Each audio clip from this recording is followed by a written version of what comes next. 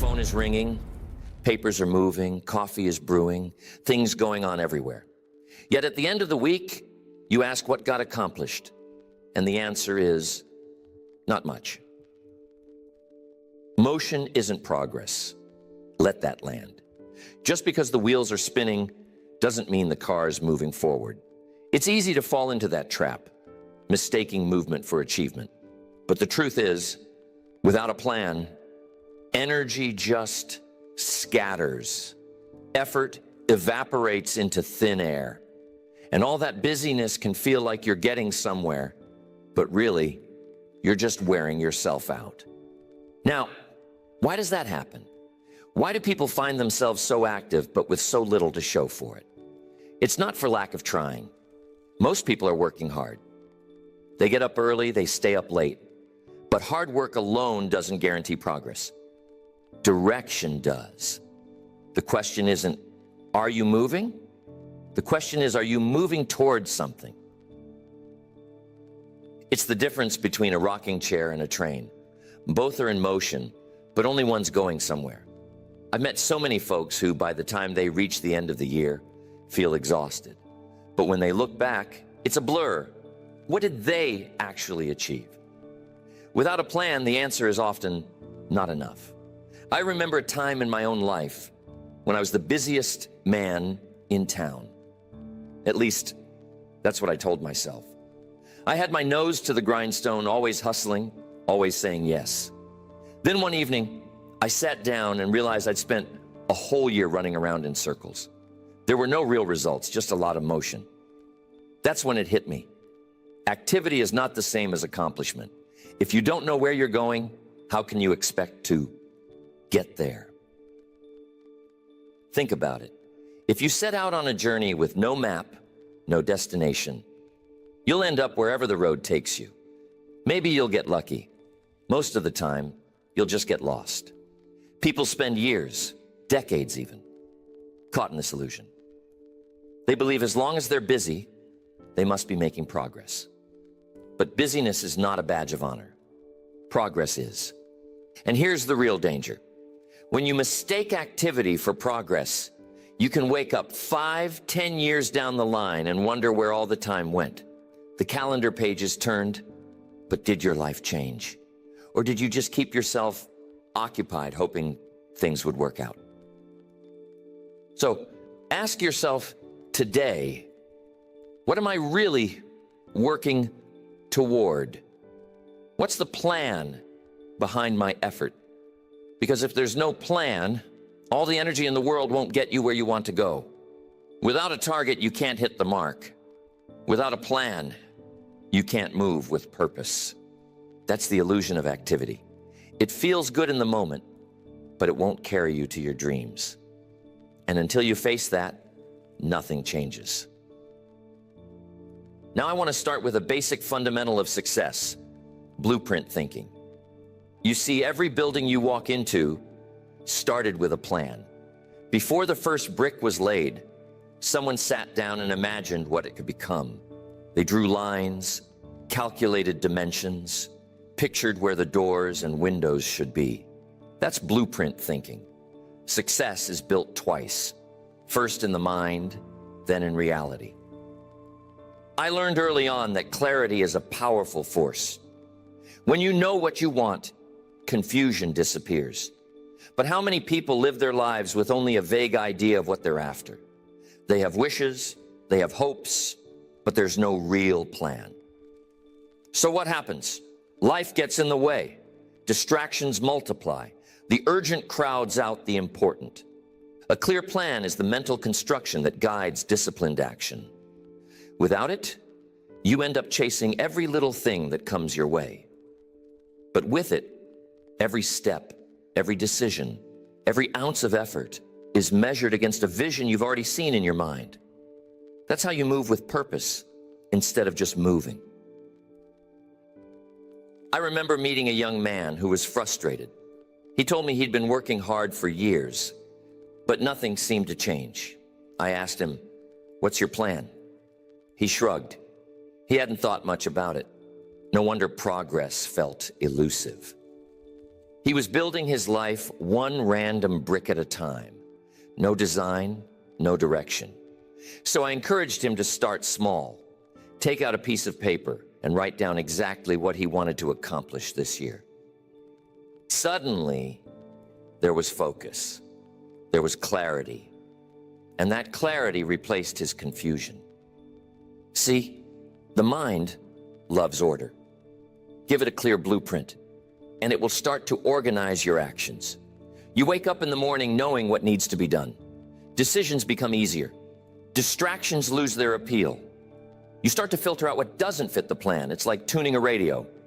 When the signal is clear, the static disappears. But don't make the mistake of thinking you need a perfect plan before you begin. What matters is that you have a plan, something to anchor your effort, to channel your creativity, to discipline your action. Even the simplest blueprint is better than none at all. It gives you something to work from, something to improve.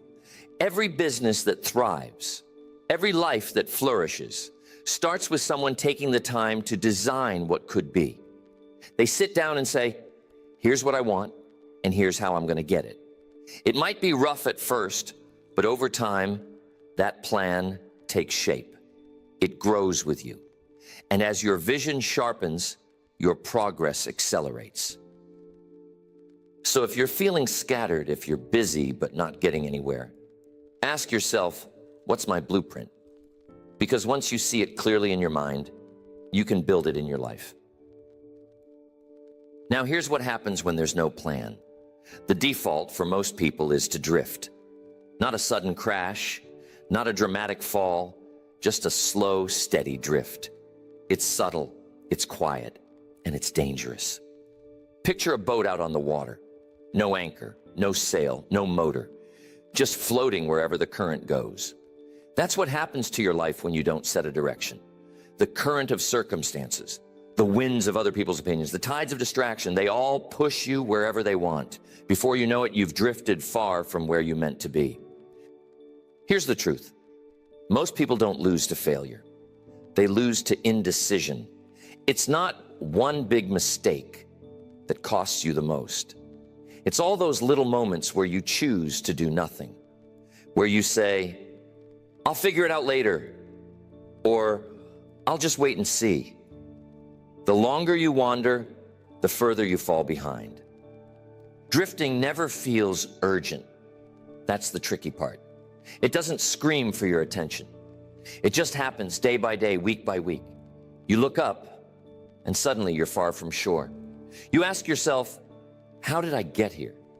The answer, by not deciding, by not planning, by letting life push you around instead of steering your own course. When you drift, you give up control. You let the world decide for you. Maybe you end up somewhere pleasant, but more often you find yourself in places you never intended. And then comes the regret, the realization that you could have done more, been more, if only you'd taken the wheel. Don't let indecision become your master. The price of drifting is steep. It costs you time, it costs you progress, and most of all, it costs you the sense of pride that comes from knowing you're building your own future. Every day you let pass without a plan is a day you let the current decide your direction. And the longer you wait, the harder it is to get back on course. Momentum works both ways. Drift long enough, and it starts to feel normal. But that's not what you want, is it? So the challenge is simple. Stop drifting. Decide where you want to go. Make a plan, even if it's not perfect. Because the price of indecision is far greater than the risk of a wrong turn. At least if you're moving, you can adjust. If you're drifting, you're just at the mercy of the waves. If you want to stop drifting, you need anchors. That's where goals come in. Goals are the anchors of your life, the steady points that keep you from being swept away by every passing current. Let me tell you, a goal written down is no longer a wish. It becomes a directive, a command to yourself. When you take the time to write out your goals, you transform someday into a scheduled event. That's the power of putting pen to paper. A dream in your mind is good, but a goal on paper is a promise you make to yourself. Think about it. Goals define the target, and plans define the path. It's not enough to want something. You have to define it so clearly that you can see it, touch it, measure it. When you do, it becomes real. That's when your mind gets to work, figuring out how to get there. I remember sitting at my kitchen table, writing out the things I wanted in life. Some seemed impossible at the time, but the act of writing them down made them feel a little more within reach. I wasn't just daydreaming anymore. I was making an appointment with my future. When you anchor yourself with goals, you start to make better choices. Suddenly you have a reason to say no to distractions. You have a reason to get up a little earlier, to stay up a little later. The goal becomes the filter for your actions. But don't stop at just writing them down. Break them into steps. Planning is what takes your goal from a someday to a by this date. It puts your dream on the calendar and gives you a reason to act today instead of tomorrow. You want a better life? Anchor it with goals and then plan your way there. Because without anchors, even the best intentions will drift. But with them, you can weather any storm. So we have to plan in real time. Now, what does that mean? You see, life isn't static. The world changes, markets shift, opportunities appear, and sometimes they disappear. That's why your plan should never be written in stone. It's not a monument, it's a map, and maps can be updated. I used to think, once I set my goals and made a plan, all I had to do was follow it to the letter. But then I learned that flexibility is just as important as discipline. Imagine trying to steer a car down a winding road with your hands locked in one position. You wouldn't get far. Steering requires constant adjustment, and so does planning. Here's what I recommend. Review your plan every week. Not every year, not every 6 months, every week. Take a look at where you are and where you want to be. What's working? What's not? What changed since last week? That little habit of review is like pulling out your map, checking your compass, and making sure you're still on course. Sometimes you'll realize the goalposts have moved. Maybe the opportunity you were counting on isn't there anymore. Maybe a better one has come along. That's fine. Adjust your plan. Refine your approach. What matters is not that you stick to the original script, but that you keep moving in the direction you want to go. I've seen people get discouraged when things don't go exactly as planned. Don't let that stop you. Life will throw you curveballs. The key is to respond, not react. Make your plan, take action, and then stay flexible. Be willing to pivot when the road changes.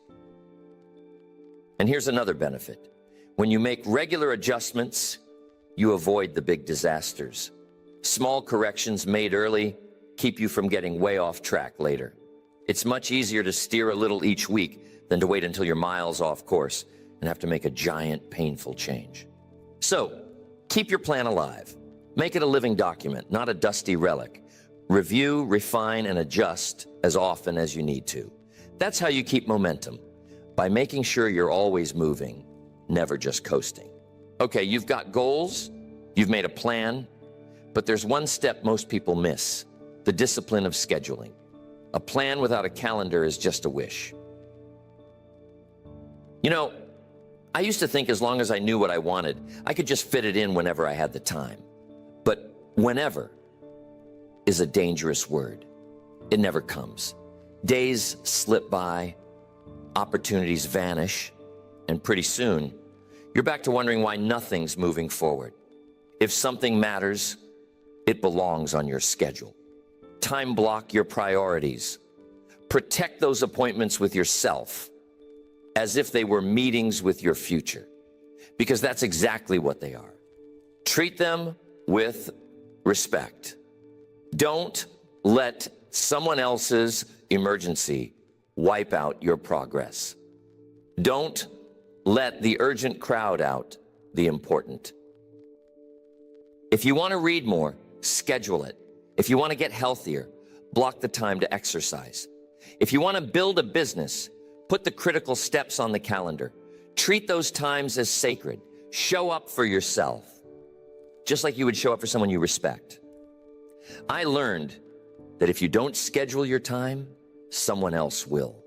The world is full of demands, distractions, and invitations. Every yes to something unplanned is a potential no to something essential. That's why the calendar isn't just a tool, it's a shield. It protects your progress from the chaos of the world. And don't just make appointments, keep them. That's where discipline comes in. Keep the promises you make to yourself. If you set aside an hour for your goals, show up. No excuses, no exceptions. That's how progress becomes inevitable, one block of time at a time. So remember, a plan without a calendar is a wish. Put it on paper. Put it in ink. Guard those times, and you'll be amazed how quickly momentum starts to build. Now, here's what will change everything for you if you embrace it: accountability. If you want to turn a plan into progress, you need feedback. You need a way to track, to measure, to adjust. I found that what gets measured gets managed. If you keep your goals invisible, progress is always vague. But when you track it visibly, honestly, it becomes real. Put your results where you can see them. Track your steps, your habits, your milestones. It's like putting progress under a magnifying glass. And it's not just about numbers. Sometimes the best feedback comes from other people, mentors, coaches, or just honest friends. People who will tell you the truth, even when it stings. They'll spot the blind spots you can't see, the small mistakes, before they become big problems. Early in my journey, I used to keep everything to myself. I thought, I'll just work on it quietly. But the real breakthrough came when I started sharing my goals, reporting my progress, and seeking honest feedback. Suddenly, I was no longer just accountable to myself. I was accountable to others. That changed everything. Here's the key. Create a feedback loop. Set a goal, track your progress, review the results, adjust your actions, then do it again. The faster you close that loop, the faster you improve. Don't be afraid of what you'll find. Feedback isn't failure. It's information. It's how you learn, how you grow, how you get better. It's how you turn mistakes into momentum. So if you want your plan to work, build in accountability. Use metrics, mentors, and regular reflection. Because the sooner you see what's off track, the sooner you can set it right. Now, this might surprise you, but this is what I've learned after all these years. The perfect plan doesn't exist. You can wait your whole life for the perfect plan, and while you're waiting, time just keeps ticking by. Some people never start because they want every detail to be just right. They want to see the whole staircase before they take the first step. But that's not how progress works. Progress comes from iteration, not idealization. The simple plan you execute is always better than the perfect plan you never start. I used to spend weeks, even months, trying to get everything perfect. Then I realized I was just hiding behind preparation. Perfectionism is often just fear in disguise. The fear of making a mistake, of looking foolish, of falling short. But here's the good news. You can always improve as you go. The first draft of anything, your plan, your schedule, your business, will be rough. That's okay. Start with what you have. Put it into action. Learn, adjust, and make it better. The truth is, you can't steer a parked car. Once you're moving, you can adjust your direction. You can refine your approach. But if you never get started, you're stuck. So don't wait for the perfect plan. Start with a simple one.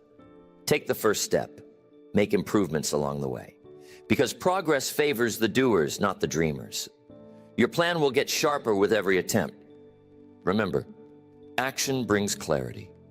You'll never have all the answers at the beginning, but if you act, reflect, and adjust, you'll get there. One imperfect step at a time. And that's okay. Just do it consistently.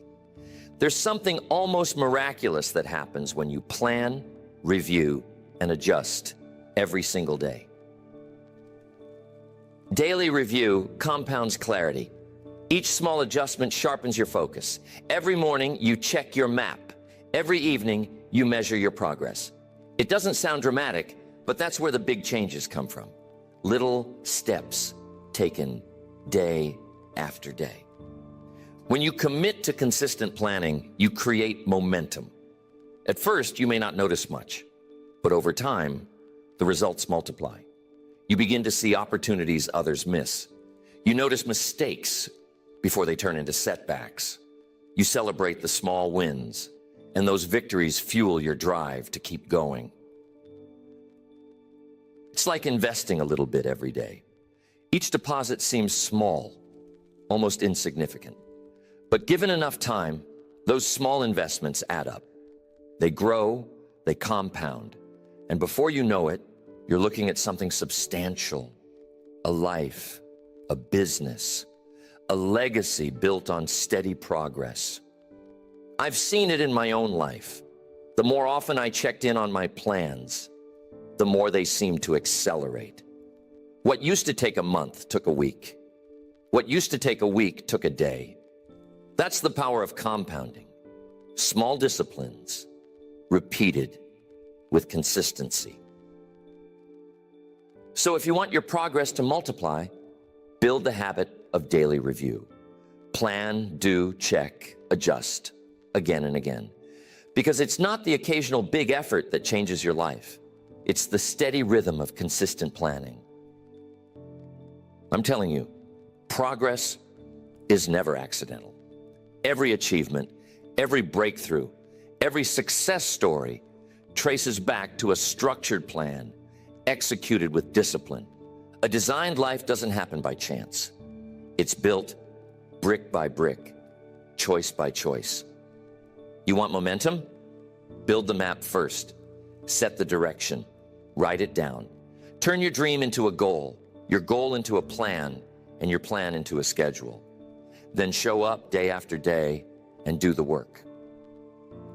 When you look at anyone who's built something remarkable, whether it's a business, a family, a community, it all starts the same way.